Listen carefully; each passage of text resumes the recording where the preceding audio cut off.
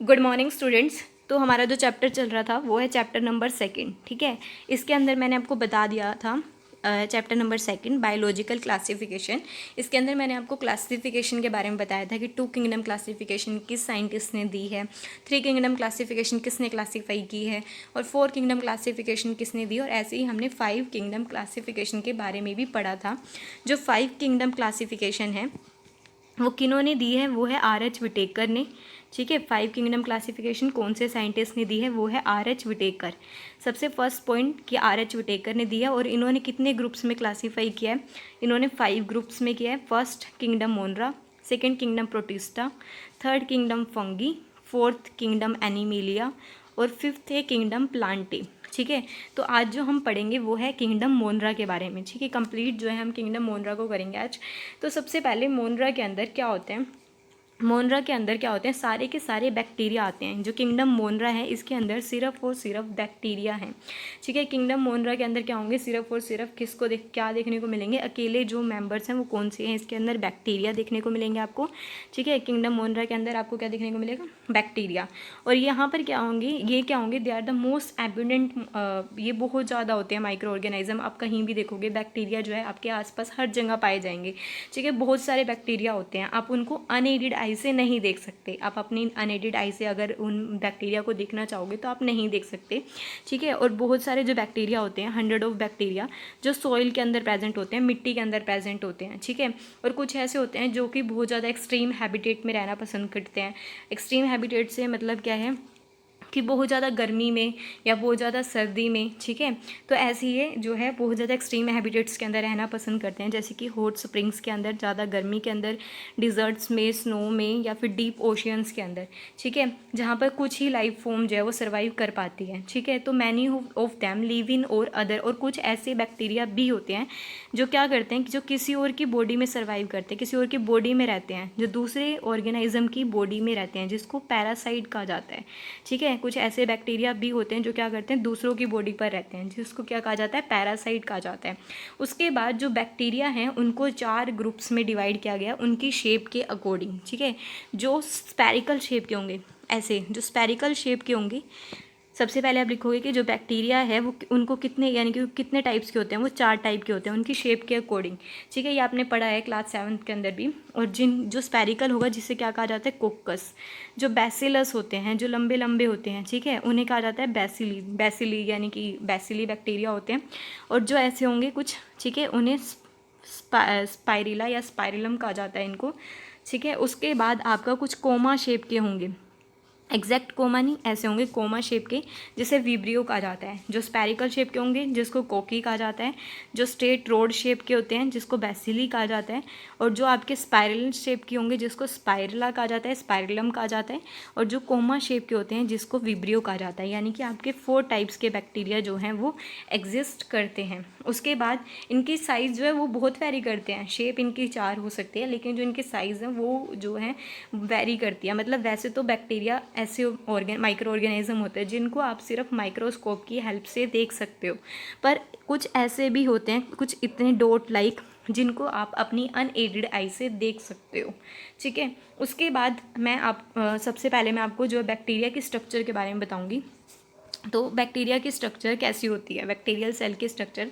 तो जो ये बैक्टीरियल सेल की स्ट्रक्चर है, जैसे कि और किसी सेल के स्ट्रक्चर में, यानी कि हर किसी के सेल के बाहर क्या होता है, प्लाज्मा मेम्ब्रेन प्रेजेंट होती है, वैसे ही जो बैक्टीरिया हैं उनके बाहर क्या होगी, प्लाज्मा मेम्ब्रेन या फिर जिसको हम बोलते हैं सेल मेम्ब्रेन, वो प्रेजेंट होती है। ठीक है, उसके बाद इनके अंदर भी क्या होती है, जैसे और सेल के अंदर क्या होती है, बाहर प्लाज्मा मेम्ब्रेन की कवरिंग होती है जिसको क्या कहा जाता है, सेल वॉल, वैसे ही इनके बाहर भी क्या होती है, सेल वॉल जो होती है वो प्रेजेंट होती है। उसके बाद एक सेकेंड, हाँ देखो ये क्या होगी आपकी, यानी कि इनकी बैक्टीरिया की सेल वॉल। उसके बाद आप नेक्स्ट पॉइंट क्या बताओगे इसके अंदर, जैसे इसके अंदर प्लाज्मा मेम्ब्रेन है, सेल वॉल है, ठीक है, कुछ केसेस में। और एक पॉइंट और बताओगे आप कि जितने भी बैक्टीरिया होते हैं वो सारे के सारे प्रोकैरियोट्स होते हैं। ठीक है, प्रोकैरियोट्स क्या है, मतलब इनके अंदर कोई भी मेम्ब्रेन बाउंड ऑर्गेनली प्रेजेंट नहीं होती। ठीक है, यानी कि सारे के सारे प्रोकैरियोट्स होते हैं। और दूसरा ये यूनिसेलुलर होते हैं, ठीक है, जिसके अंदर सिर्फ एक सेल प्रेजेंट होगा। उसके बाद इनकी जो कवरिंग होती है वो किसकी होती है, ग्लाइकोकैलिक्स की। इनकी एक और कवरिंग होती है इनके बाहर। ठीक है, सेल वॉल के बाहर एक और कवरिंग होती है जिससे कि किस चीज़ की कवरिंग होगी, वो मैं आपको बताती हूँ। ये कवरिंग होती है इनकी ग्लाइकोकैलिक्स की, ग्लाइकोकैलिक्स, ठीक है। तो ये जो कवरिंग है वो ग्लाइकोकैलिक्स की होती है, ठीक है। उसके बाद ये जो कवरिंग है वो इनको किस चीज़ से प्रोटेक्ट करने का काम करती है, ये इनको बहुत, इनका जो है ये प्रोटेक्शन का काम जो है वो ग्लाइकोकैलिक्स ही करती है। जो इनकी आउटर कवरिंग है जो कि ग्लाइकोकैलिक्स है, ठीक है, इनको बहुत सारे एक्सट्रीम हैबिट यानी कि इनको इनके प्रोटेक्शन का काम करती है। जैसे कि अगर आप क्या करते हो, इन बैक्टीरिया को किल करने के लिए अगर आप कुछ मेडिसिन छिड़क देते हो, ठीक है, अगर इन बैक्टीरिया किल करने के लिए आप कुछ मेडिसिन छिड़क देते हो, तो ये ग्लाइकोकैलिक्स जो कवरिंग है वो इनको उस मेडिसिन से प्रोटेक्ट करती है। ये बहुत हार्ड कवरिंग होती है, ठीक है। जब भी क्या होता है इनकी इसमें से यानी कि इनके बैक्टीरिया में से पानी का लूज़ हो रहा होता है, बहुत ज़्यादा पानी निकल रहा होता है, तो उस पानी को लूज़ होने से बचाने का काम भी ये ग्लाइकोकैलिक्स करती है, ठीक है। या फिर ये क्या करते हैं, बैक्टीरिया कभी बहुत ही ज़्यादा ड्राई कंडीशन में चले जाते हैं, ठीक है, बहुत ही सूखे कंडीशन में, तो इनके अंदर क्या हो जाता है, इनको पानी की ज़रूरत होती है। तो पानी की कमी को पूरा करने के लिए भी जो इनके अंदर ये जो ग्लाइकोकैलिक्स है वो भी इनकी पानी की कमी को भी पूरा करती है। तो इनको प्रोटेक्ट करने का काम बेसिकली कौन कर रहा है, ग्लाइकोकैलिक्स कर रही है, जो इनके बाहर की कवरिंग होती है, ठीक है। इतना पता लग गया आपको कि इनके अंदर 3 कवरिंग कौन कौन सी, एक तो प्लाज्मा मेम्ब्रेन, फिर सेल वॉल और लास्ट में क्या होती है, ग्लाइकोकैलिक्स। और ग्लाइकोकैलिक्स का एक पॉइंट है, अगर ग्लाइकोकैलिक्स अगर यहाँ पर क्या होगी, हार्ड होगी, तो वो क्या बनाती है, कैप्सूल की फॉर्मेशन करेगी, ठीक है, कैप्सूल बोलते हैं उसको हम। अगर ग्लाइकोकैलिक्स सॉफ्ट होगी तो वो क्या फॉर्म करती है, स्लाइम लेयर को, ठीक है। अगर हार्ड होगी तो वो कैप्सूल की फॉर्मेशन करेगी, अगर सॉफ्ट होगी तो वो किसकी फॉर्मेशन करेगी, स्लाइम लेयर की। 2 पॉइंट कवर हो गए आपके। सबसे ये ग्लाइकोकैलिक्स प्रोटेक्शन का काम कर रही है। अगर ग्लाइकोकैलिक्स यानी कि हार्ड है तो वो किसकी फॉर्मेशन करेगी, कैप्सूल की। अगर सॉफ्ट है तो वो किसकी फॉर्मेशन करेगी, स्लाइम लेयर की। ये भी क्लियर हो गया आपका। उसके बाद कभी कभी जो ये बैक्टीरिया होते हैं, ठीक है, जो आपको ये बैक्टीरिया दिख रहे हैं, इनको क्या होता है, किसी सरफेस पर अटैच होना होता है, ठीक है, किसी सरफेस पर इनको अटैच होना होता है। एक एग्जांपल के लिए जैसे कि एक निसेरिया गोनेरिया जो है नाम का बैक्टीरिया होता है, ठीक है, निसेरिया गोनेरिया नाम का बैक्टीरिया होता है। मैंने आपको क्या कहा कि कभी कभी ऐसा होता है कि जो ये बैक्टीरिया हैं इनको किसी सरफेस पर अटैच होना होता है, ठीक है। तो जैसे एग्जांपल के लिए एक जो है निसेरिया गोनेरिया नाम का बैक्टीरिया है जो कि गोनेरिया डिसीज़ करता है, जो कि सेक्चुअली ट्रांसमिटेड डिसीज़ है, ठीक है। तो ये क्या करता है, जो वेजिना की इनर लाइनिंग होगी, इनके वेजिना की लाइनिंग पर उसको चिपकने के लिए, ठीक है, किसी सरफेस पर चिपकने के लिए, यानी कि वो वेजिना की लाइनिंग पर चिपकने के लिए इनके पास क्या होती है, फिंगर लाइक एक्सटेंशन होती है, ठीक है, कि वेजिना की लाइनिंग को बिल्कुल स्ट्रिक्टली पकड़ लेते हैं। तो उसी वेजिना की जो लाइनिंग होती है, तो वो उस वेजिना की लाइनिंग पर चिपकने के लिए इनके पास कुछ फिंगर लाइक प्रोजेक्शन होती है, तो इसको फिम्ब्रे कहा जाता है, ठीक है। यहाँ पर होती है कुछ फिंगर लाइक यानी कि इनकी प्रोजेक्शन, जिसको फिम्ब्रे कहा जाता है। और इसी फिम्ब्रे की हेल्प से ये क्या करते हैं, सरफेस को स्ट्रिक्टली पकड़ लेते हैं, ठीक है। एक आप पता लगे आपको फिम्ब्रे के बारे में। अब नेक्स्ट पॉइंट क्या होगा कि क्योंकि इसके अंदर कोई भी मेम्ब्रेन बाउंड ऑर्गेनली प्रेजेंट नहीं होती, ठीक है, तो इनका जो क्रोमोसोम है वो ऐसे ही ओपन पड़ा होता है। जो इनका ये क्रोमोसोम है, सर्कुलर क्रोमोसोम, वो बिल्कुल ओपन होता है। तो यहाँ पर क्या होता है, इनका जो सर्कुलर क्रोमोसोम है वो बिल्कुल ओपन पड़ा रहता है। उसके बाद नेक्स्ट है ये जो सर्कुलर क्रोमोसोम होता है, ये इसको हम बोलते हैं न्यूक्लियोइड, या फिर जो यहाँ पर है जिसको हम एक बोल देते हैं न्यूक्लियोइड, ठीक है, जिसको जीनोफोर बोलते हैं, जिसके अंदर इनका डीएनए पड़ा होता है। एक ऐसे ही यहाँ पर इनके प्लाज्मिड होता है जो कि सर्कुलर डीएनए होगा। इनके क्रोमोसोम से बाहर यहाँ पर क्या होता है, प्लाज्मिड होता है, ठीक है, प्लाज्मिड जो कि क्या होगा, इनका सर्कुलर डीएनए होता है, ठीक है, मतलब जो क्रोमोसोम के बाहर पड़ा होता है। और ये क्या होता है कि ये नॉन एसेंशियल जीन होता है। अगर हम इस प्लाज्मिड को इनके बैक्टीरिया से निकाल भी देते हैं ना, तो भी ये बैक्टीरिया सर्वाइव कर सकता है, ठीक है। एक पॉइंट और कवर हो गया आपका। और इनकी जो ये प्लाज्मा मेम्ब्रेन है, इनके अंदर इनके जो ये प्लाज्मा मेम्ब्रेन है, इनके अंदर कुछ फोल्डिंग्स होती हैं, ठीक है, कुछ फोल्डिंग्स बन जाती हैं इनकी प्लाज्मा मेम्ब्रेन के अंदर। जो एक फोल्डिंग को हम बोलते हैं यहाँ पर, क्या बोलते हैं इनको, मिजोफोर, ठीक है, मिजोजोम, इसको जो है मिजोजोम कहा जाता है। एक फोल्डिंग को मिजोजोम कहा जाता है। इस मिजोजोम पर क्या होते हैं, कुछ एंजाइम जो हैं वो आकर चिपक जाते हैं, ठीक है, और ये एंजाइम की हेल्प से ये बैक्टीरिया जो हैं वो रेस्पायर करते हैं, ठीक है। इनके अंदर कोई मेम्ब्रेन बाउंड ऑर्गेनेली नहीं होती, लेकिन रेस्पिरेशन का फंक्शन, ठीक है, फोटोसिंथेसिस का, न्यूट्रिशन का, वो तो इनको करना है ना। तो फिर इनका वो काम कौन करता है कि जो इनकी अंदर की जो प्लाज्मा मेम्ब्रेन है वो फोल्ड जाती है, इनर फोल्ड्स होंगे वो, जिसे हम मिजोसोम्स बोलते हैं, ठीक है। वो किस में हेल्प करती है? रेस्पिरेशन में हेल्प करती है। समझ आ गया आपको? जो इनकी किस चीज़ में हेल्प करेगी? इनकी जो है रेस्पिरेशन में हेल्प करती है। ऐसे ही कुछ फोल्ड जो होते हैं और इसके अंदर, ठीक है, और भी जो कुछ फोल्ड होते हैं प्लाज्मा मेम्ब्रेन की, जिसको हम बोलते हैं यहाँ पर क्रोमेटोफोर। क्या बोलते हैं? क्रोमेटोफोर। और ये क्रोमेटोफोर जो हैं वो किससे मिलके बने होते हैं? एक सेकेंड। क्रोमेटोफोर, ठीक है, ये पूरे के पूरे जो है क्लोरोफिल से मिलके बने होते हैं। किन केस में होगा ये? जिनके अंदर जो है, जो कौन से होंगे? ब्लू ग्रीन एल्गी होती है, जो कैमियोसिंथेटिक बैक्टीरिया होते हैं, उनके केस में ये प्रेजेंट होता है कि जो इनकी प्लाज्मा मेम्ब्रेन के इनर फोल्ड्स होंगे, ठीक है, जिसको क्रोमेटोफोर बोलते हैं, जिसके अंदर क्या प्रेजेंट होगा? क्लोरोफिल प्रेजेंट होता है, जिससे कि वो अपना खाना खुद प्रिपेयर कर सकते हैं, ठीक है। ये भी पॉइंट क्लियर हो गया आपका। उसके बाद जो है इनके अंदर क्या प्रेजेंट होता है? इनके बाहर जो होता है सीलिया प्रेजेंट होते हैं। सीलिया, एक सेकेंड, कलर चेंज करते हैं, ये ठीक है। तो यहाँ पर क्या, इनके बाहर के सरफेस पर कुछ सीलिया प्रेजेंट होते हैं। ये सीलिया क्या करते हैं? इनकी मूवमेंट में हेल्प करते हैं। ये एक तैर के, यानी कि इनकी हेल्प से ये एक जगह से दूसरी जगह पर जा सकते हैं, ठीक है। ये सीलिया प्रेजेंट होते हैं, जिसकी हेल्प से क्या कर सकते हैं? ये एक जगह से दूसरी जगह पर जा सकते हैं। ऐसे ही और एक यहाँ पर प्रेजेंट होती है इनके सरफेस पर फ्लैजिलम। फ्लैजिलम हम बनाएंगे इसकी। तो यहाँ पर क्या, बड़ी बड़ी फ्लैजिलम प्रेजेंट होती हैं। ये बड़ी बड़ी फ्लैजिलम, ये जो है इनकी बहुत कम प्रेजेंट होती हैं और लार्ज होती है, ये सीलिया से लार्ज होती है, ठीक है। ऐसे फ्लैजिलम प्रेजेंट होती है। ये मैंने अंदर के साइड की राइबोसोम्स हैं, वो क्या करते हैं, यानी कि इन mRNA, यानी कि ये जो राइबोसोम्स हैं, ठीक है, ये mRNA, ठीक है, इन पे क्या है? बाउंड, यानी कि चिपक जाते हैं। ऐसे क्लस्टर में राइबोसोम आकर चिपक जाते हैं। तो ये जो इतने सारे राइबोसोम्स इस mRNA पर आकर बाउंड होते हैं ना, उसको यहाँ पर कहा जाता है पोलीसोम, ठीक है। कि जब बहुत सारे राइबोसोम जो आकर बाइंड कर जाते हैं, उसको कहा जाता है पोलीसोम। और ये जो है स्ट्रक्चर में फ्रीली भी आपको देखने को मिलेंगे। अब देखो यहाँ पर आपको पूरी स्ट्रक्चर के अंदर दिखाया गया है, जो मैंने आपको बताया कि बाहर क्या क्या प्रेजेंट होती है इसकी, प्लाज्मा मेम्ब्रेन, सेल वॉल, और ये देखने को मिल रही है सीलिया, जिससे ये मूवमेंट कर सकते हैं, और ये फ्लैजिला प्रेजेंट होती है, ठीक है, लॉन्ग स्ट्रक्चर प्रेजेंट होगी। और उसके बाद मैंने आपको फिम्ब्रे के बारे में बताया, जब इनको किसी सरफेस से अटैच होना होता है। राइबोसोम्स जो है वो प्रोटीन की सिंथेसिस के लिए फ्री राइबोसोम्स भी होते हैं, और इनके अंदर क्या है, mRNA पर चिपके हुए भी होते हैं, जिसको कि पोलीसोम्स कहा जाता है।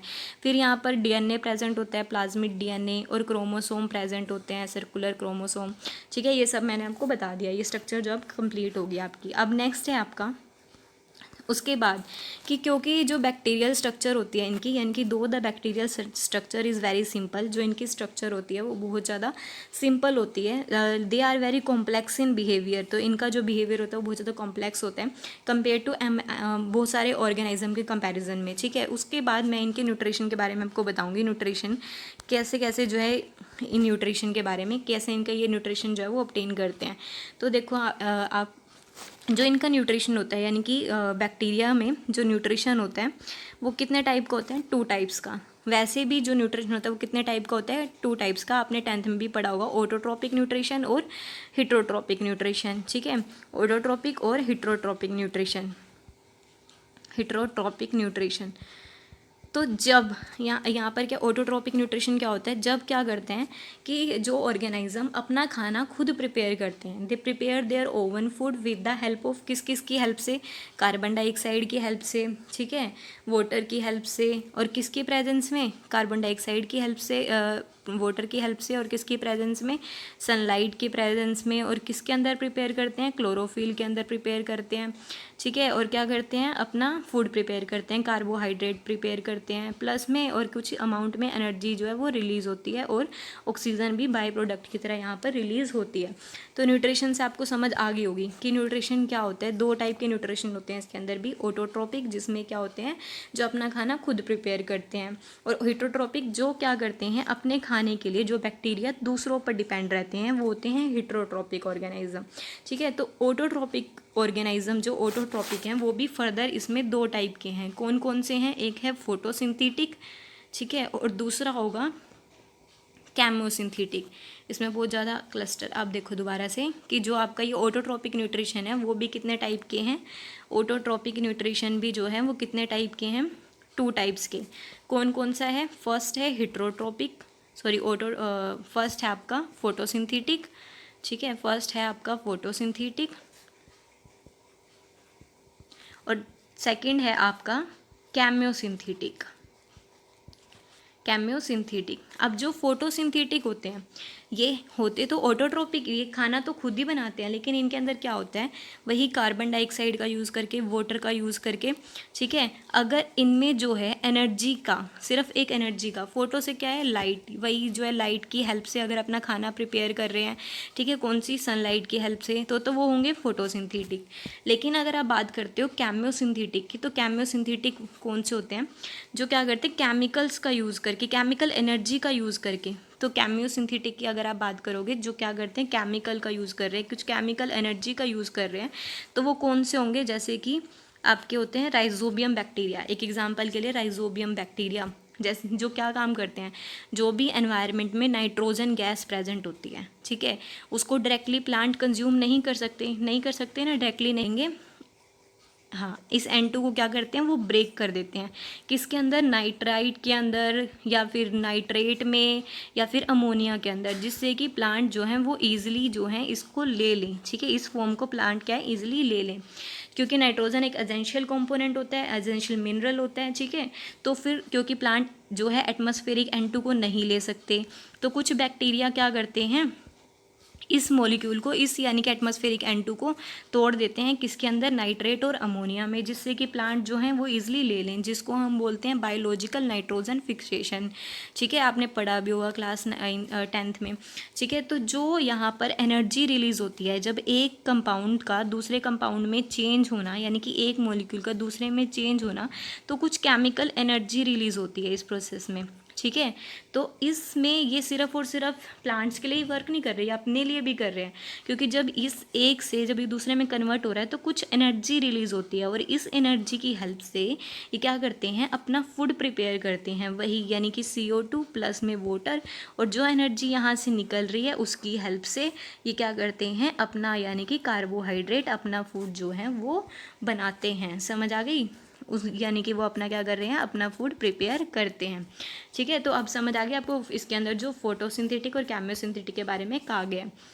तो ये देखो, कुछ बैक्टीरिया जो होते हैं वो कैसे होते हैं, ऑटोट्रोपिक होते हैं, जो कि अपना खाना खुद बनाते हैं इनऑर्गेनिक सबस्ट्रेट से कुछ, और जो ये ऑटोट्रोपिक हैं ये फर्दर 2 टाइप के होते हैं, फोटोसिंथेटिक और कैम्योसिंथेटिक। फोटोसिंथेटिक जो सनलाइट की प्रेजेंस में अपना खाना बना रहे हैं, और कैम्योसिंथेटिक जो मैंने अभी आपको बताया, जो अब केमिकल एनर्जी का यूज़ करके अपना खाना प्रिपेयर करते हैं। द वास्ट मेजोरिटी और द बैक्टीरिया आर हिट्रोट्रोप्स, और जो हिट्रोट्रोप्स होते हैं, दूसरे कौन से होते हैं, हिट्रोट्रोप्स, जो डिपेंड रहते हैं दूसरे ऑर्गेनिज्म पर अपने फूड के लिए। उसके बाद है नेक्स्ट टाइप, आर्का बैक्टीरिया। तो आर्का बैक्टीरिया कौन से होते हैं, ये एक स्पेशल टाइप के बैक्टीरिया होते हैं, ठीक है, जो कि बिल्कुल एक्सट्रीम हैबिटेट में रहना पसंद करते हैं, यानी कि एक्सट्रीम का मतलब क्या है, बहुत ज़्यादा गर्मी में, ठीक है, या फिर बहुत ज़्यादा जहाँ पर नमक होगा उस कंडीशन में ये रहना पसंद करते हैं। इनमें से ही एक एग्जांपल है आर्का बैक्टीरिया का। एक ऐसा जो है आर्का बैक्टीरिया होता है जो क्या करता है, जो यानी कि रिप्रोड्यूस करता है सिर्फ और सिर्फ जब क्या होगा, टेम्परेचर जो है वो 101 डिग्री होगा, जब क्या होगा, टेम्परेचर 101 डिग्री होगा, तभी जो है वो रिप्रोड्यूस करता है, ठीक है। तो इसका मतलब क्या है, जो ये आर्का बैक्टीरिया होते हैं ये सिर्फ और सिर्फ एक्सट्रीम हैबिटेट्स में रहना प्रेफर करते हैं, ठीक है। ज़्यादा से ज़्यादा जहाँ पर सोल्टी एरिया होगा, जिसे हम हेलोफाइल्स बोलते हैं, ये वहाँ पर रहना पसंद करते हैं। जहाँ पर बहुत ज़्यादा गर्मी होगी, जिसको थर्मो एसिडोफाइल्स कहा जाएगा, वहाँ रहना पसंद करते हैं। और कुछ ऐसे होते हैं जो मार्शी एरियाज़ में रहना पसंद करते हैं, जिनको मिथेजन्स कहा जाता है, मिथेनोजन्स कहा जाता है, ठीक है। ये मिथेनोजन्स आपको किस केस में देखने को मिलेंगे, ये मिथेनोजन्स जो होते हैं वो जो हैं कुछ एनिमल्स के अंदर प्रेजेंट होते हैं। आपने देखा होगा ना, कैटल के अंदर, कुछ कैटल के अंदर जो होंगे ये उनके रूमिनेंट के अंदर प्रेजेंट होते हैं। ये आपने पढ़ा होगा 7th 8th क्लास में। ये क्या काम करते हैं, ये मिथेनोजन जो बैक्टीरिया होते हैं वो क्या करते हैं, रूमिनेंट एनिमल के अंदर प्रेजेंट होते हैं। कौन से, जैसे काउज और बफेलोज के अंदर। तो जो काउ है, ठीक है, काउज या बफेलोज होती हैं वो क्या करती हैं, फूड खाती हैं, फूड नहीं यानी कि ग्रास खाती हैं जो, ठीक है। उनके ग्रास के अंदर क्या होता है, कार्बोहाइड्रेट, सेल्यूलोज प्रेजेंट होते हैं, ठीक है। तो इन सेल्यूलोज को डाइजेस्ट करने का काम ये खुद काउज नहीं कर सकते। तो ये जो सेल्यूलोज को डाइजेस्ट करने का काम होते हैं, जो काउ के स्टमक के अंदर एक मतलब एक रमीनेंट या रूमिनेंट एक पोर्शन होता है, ठीक है। तो रूमिनेंट के अंदर जो मिथेनोजन बैक्टीरिया प्रेजेंट होते हैं ना, वही जो है इस सेल्यूलोज को डाइजेस्ट करने का काम करते हैं, ठीक है। तो ये जो रूमिनेंट यानी कि जो ये आपके बैक्टीरिया हैं, कौन से वाले, यानी कि मिथेनोजन, ये जो कहाँ पर प्रेजेंट होते हैं, कुछ रूमिनेंट एनिमल के अंदर, और ये उनके कुछ सेल्यूलोज को डाइजेस्ट करने का काम करते हैं। और एक और चीज़ याद रखना, जो भी ये दूसरों की बॉडी में रहते हैं ना, ये इनके बैक्टीरिया जो दूसरों की बॉडी में रहते हैं, तो वो क्या होते हैं, उनके अंदर क्या होती है, कौन सी रेस्पिरेशन होती है उनके अंदर, एनएरोबिक रेस्पिरेशन, ठीक है। वो कौन सी रेस्पिरेशन होती है उनके अंदर, एनएरोबिक रेस्पिरेशन। उसके बाद है नेक्स्ट आपका ईओबैक्टीरिया। जो ईओबैक्टीरिया है, ये भी इनके अंदर भी there are thousands of different जो ईओबैक्टीरिया देखने को मिलेंगे, जिसको हम ट्रू बैक्टीरिया भी बोलते हैं। और इनको जो है करेक्टराइज किया जाता है इनकी सेल वॉल से। इनके बाहर जो है सेल वॉल प्रेजेंट होती है और फ्लैजिला प्रेजेंट होता है इनकी मूवमेंट के लिए, जो कि मोटाइल होता है, जिसकी हेल्प से ये मूव कर सकते हैं। और उसको हम बोलते हैं साइनोबैक्टीरिया, ठीक है।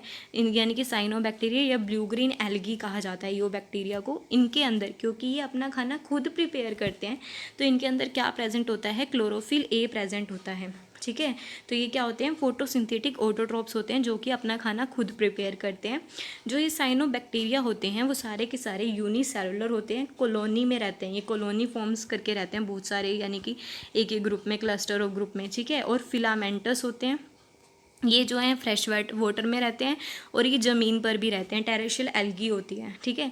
और जो इनकी कॉलोनीज़ होती है ना, उनके बाहर जो होती है एक जिलेटिनस शैथ की फॉर्मेशन होती है। उसके बाद ये जो होते हैं वो जो बहुत ज़्यादा पोल्यूटेड वाटर होता है वहाँ पर ये पाए जाते हैं ज़्यादातर ये ईओबैक्टीरिया।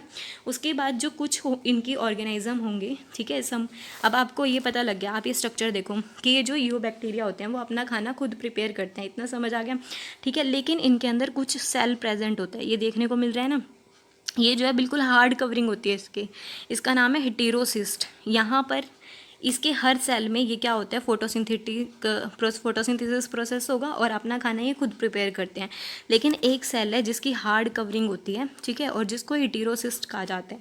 इस हेटेरोसिस्ट के अंदर ये अपना खाना खुद प्रिपेयर नहीं करते, ठीक है। इसके अंदर एक एंजाइम प्रेजेंट होता है जो क्या काम करता है, नाइट्रोजन को फिक्सिंग का काम करता है, ठीक है। नाइट्रोजन फिक्सिंग का काम होता है इस हेटेरोसिस्ट के अंदर, ठीक है। और वो कौन करता है, एक एंजाइम करता है नाइट्रोजन फिक्सिंग का काम, कि जो भी एटमॉस्फेयर में नाइट्रोजन प्रेजेंट होगी उसको ये कन्वर्ट कर देते हैं अमोनिया के अंदर, ठीक है।